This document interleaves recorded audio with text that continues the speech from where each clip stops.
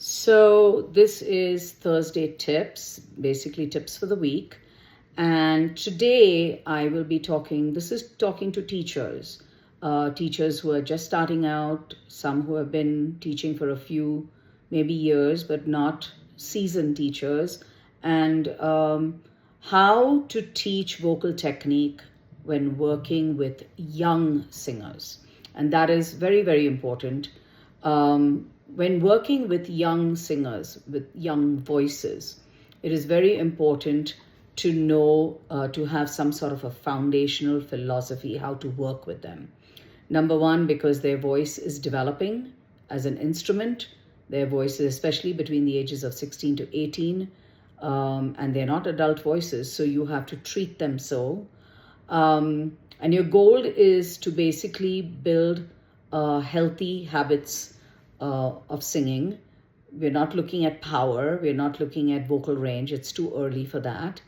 And it's how to approach curiosity in the singer, in the student, and their imagination, use their imagination to teach them, rather than heavy corrective methods of teaching.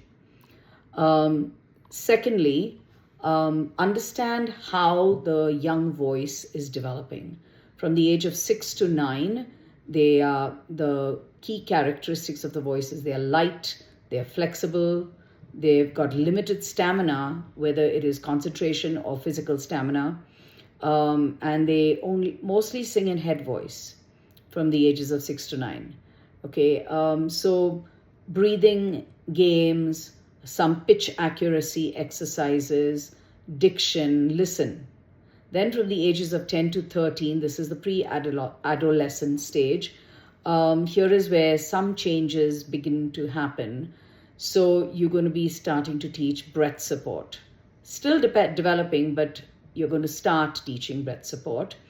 And here you would also work with smooth register transitions.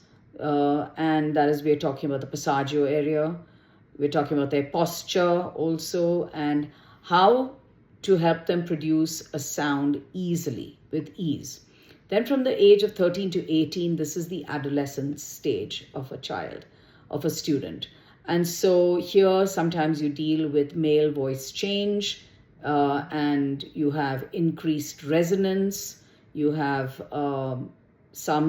some of them want to just belt from the throat, so you got to be careful with that. Managing registers is very important, and the shifts that are happening in their voices, especially from chest to head mix to head voice, and dealing with their confidence. Number 3 is working with essential technical areas. Number 1 is breath, working on breath support. So natural inhalation from the belly, but using more of the core breathing. Think about telling the student to fill up your belly like as if it was a balloon. That's a good way of teaching them how to fill up the breath over there. And then do gentle hissing exercises with them, lip trills, and some sustained hums is okay to do. Then in this section, I would like to talk about posture and how aligned they are. Make sure that they are standing with their feet slightly apart, do some gentle stretches, do some, avoid stiffness in them. So number 3 in this section is producing of tone production. Work with humming and with sirens and with NG exercises, exercises for resonance. Also, help them with not pushing the voice. It has to be free and flexible. Use vowels like oo and I for the head voice, and a and e for mixed development. So you're using these exercises, but make sure not to push the voice. Make sure that you're always using lighter exercises, no heavy stuff in some of these young voices. Be particular about diction and articulation. Work with tongue twisters and help them to speak before they start singing the words. registers and range, vocal range, help them to feel the transition from one register to the next. Do gliding exercises from like ooh, ya, to blend the registers, and then avoid belting, especially if before the technique is really solid. Work towards balance first, not belting.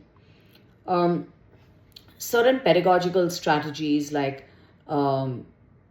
keep the lessons short, not 1 hour lessons for young singers. 30 to 45 minutes max for, and I'm saying 30 minutes for the really young kids, and pre-adolescent and adolescent maybe 45 minutes, depending on their their stamina. You have to basically play it by ear. Also work on storytelling, characters, imitation, demonstrate healthy tone to them frequently, give them positive feedback always, make sure that everything that you teach is consistent, slow, but keep building the confidence in the student. Repertoire is very important, the kind of repertoire you choose for 6 to 10-year-olds. Choose simple folk songs, Disney, really simple songs which are easy for them. 11 to 13-year-olds, you can start with early art songs, some Disney, some musical theater, the early musical theater.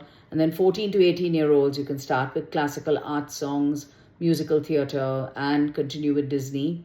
In some cases, you may start with really easy arias. I normally start with the Italian anthology arias, or sometimes if it is an easy English aria by Handel, a simple one, not so difficult one, okay? And then work through puberty of a student, explain the voice change for a male student, encourage them to be patient, because a lot of them are used to being the star. Sometimes if they have boy sopranos or boy altos and their voices are, out the window, encourage them. And building confidence in a student and their musicality at the same time is very, very important. Also, forcing vibrato or big sound too soon is dangerous. So I wouldn't force a big sound in a student at young ages. This is also, don't give them too much of terminology that's overloading them. Make sure that they understand everything that you teach before they leave your studio. Do fun warm-ups for kids. Zoo sounds, sirening, silly sentences like tongue twisters. And then finally, your long-term goals with a student are very important.